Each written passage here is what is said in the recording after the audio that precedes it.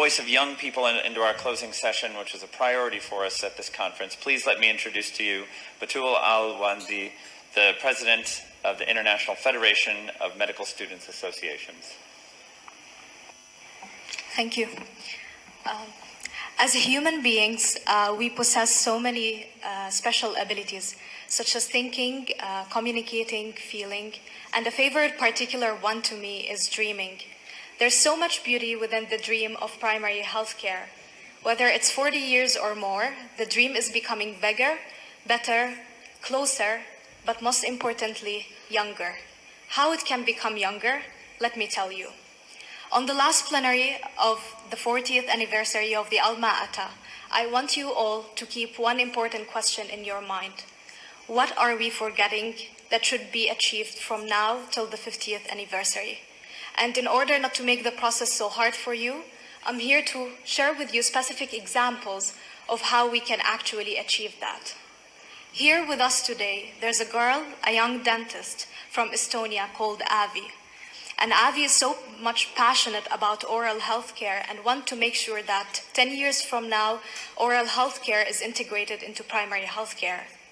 And as well, we have a guy called Lorcan from Ireland, and who wants to work starting from this moment on making sure that investments in primary health care are inseparable from spending money on ensuring that we eliminate the negative determinants of healthcare. We have as well a young boy called Borzan from Kazakhstan.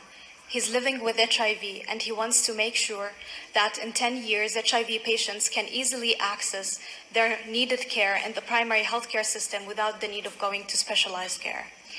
And as well, a young nurse from Canada called Paisley, and she promises you that in 10 years, the word youth is going to be explicitly mentioned in every commitment and declaration. It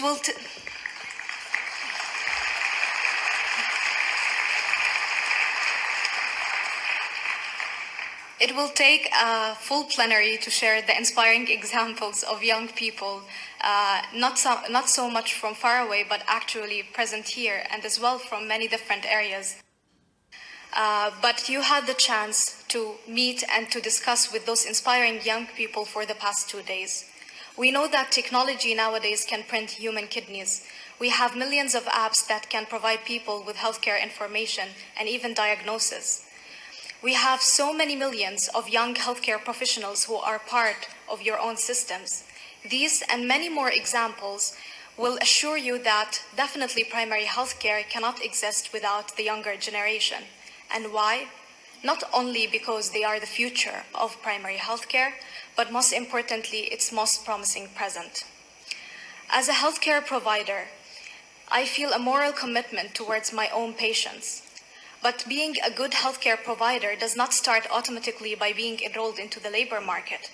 It starts by the roots of education, by having social accountability reflected in every type of curricula, by making sure that our training supplies healthcare providers with the skills needed for their own communities, and by making sure they are capable and knowledgeable enough to deal with marginalized groups. And as Dr. Tedros always mentioned that there is no healthcare without health workforce, we should of course ensure that the healthcare conditions and the working conditions for the health workforce are enabling them to be healthy enough to take care of the health of other people. And interdisciplinary collaboration, two magic words that are integral to achieve primary healthcare. But they also mean inclusivity, collaboration, teamwork. And most important thing, a doctor, a community worker, a nurse, a biomedical engineer, a finance officer, a policy maker, or a decision maker. Can primary healthcare exist with any of those people? Simply not. Without any of those people? Simply not. And therefore, we should not be spending our time discussing who can replace who, but rather establishing the means of collaboration, the correct balance for each community, and integrate them to work together.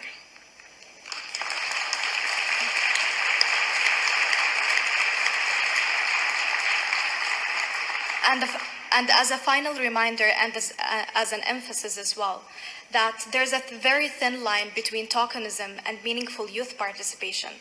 I want to use this chance to thank the people who brought so many young people to this conference, which is the first of its kind. But starting from this moment, I will not be asking anymore to involve us more, but to ask my fellow young colleagues who are as well present here, that this is our moment. By our efforts, by our achievements and ideas, we can be held accountable for our legitimate spots. And being held accountable is something that we should be proud of and should be working to get as well, such as any person present here.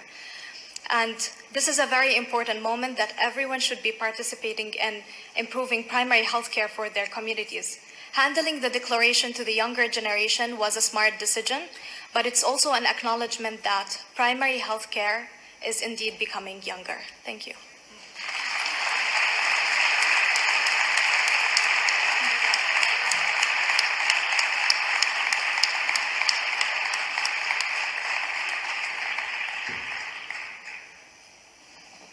Batul, thank you so much, not only for your inspiring words, but that amazing clarity that you brought and the focus that you brought to this agenda, and also wanting to hold yourself accountable going forward. That's just absolutely splendid, and thank you so much.